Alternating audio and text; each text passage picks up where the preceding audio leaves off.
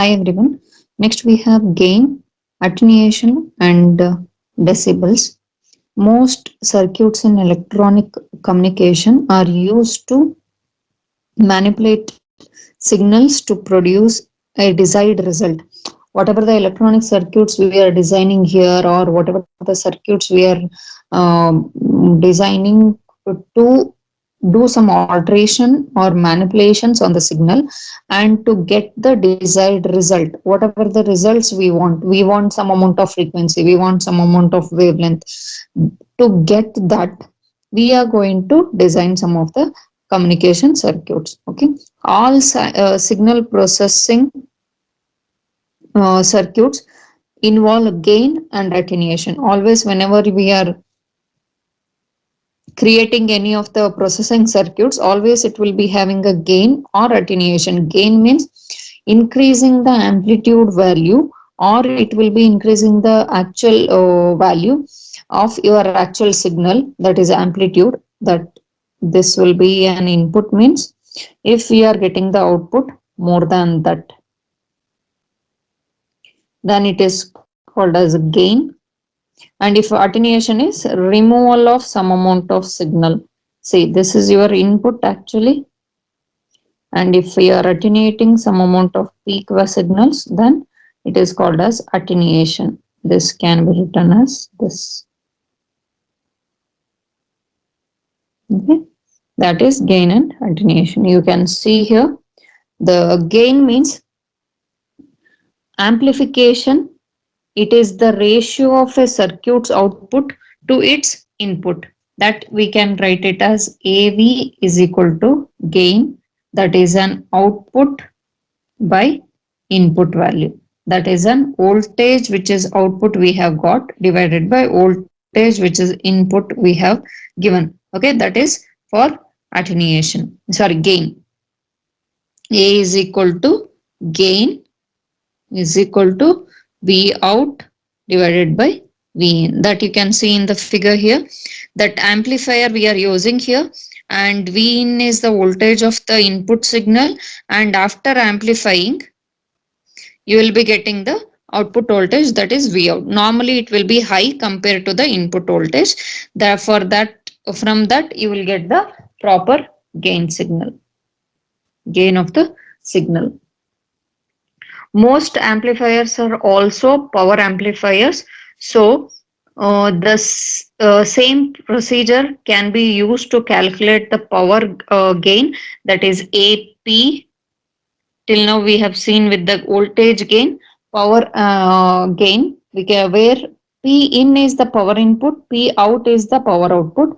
Then power gain will be equal to P out divided by P in, where P out is the output power and P in is the input power. Okay, for example, the power output of an amplifier is 6 watt, the power gain is 80. What is the input power? If you want to find out the P in, put the value whatever they have given, power gain, whatever is the gain they have given, that is 80, and P out they have given, that is 6 watt. Your gain won't be having any of the this um, representation. That's why 80 is equal to 6 divided by P in. You will be having P in is equal to 6 divided by 80. Then if we are dividing it,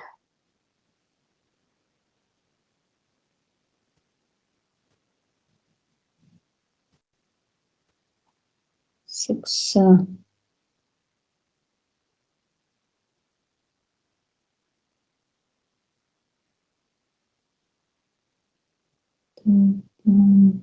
3 the same. And if you are inversing it, you will get 0.075 watt. Totally, you can write it as 75 milliwatt. That is power input.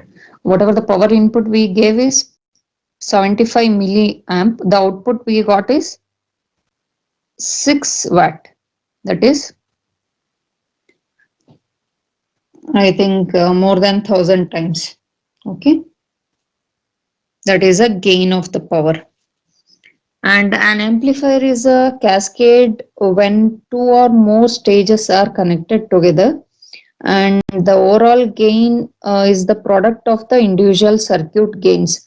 Means if I am till now we have seen the only one amplifier. If I am cascading continuously one or more amplifiers I am continuously connecting amplifier, three amplifiers if I am connecting, the total output gain if I am checking the gain of this whole circuit, if I am taking, what you have to do, first this can be taken as a1, a2, a3, then gain of the first circuit output. By this output input voltage to output voltage, you will get gain of a1.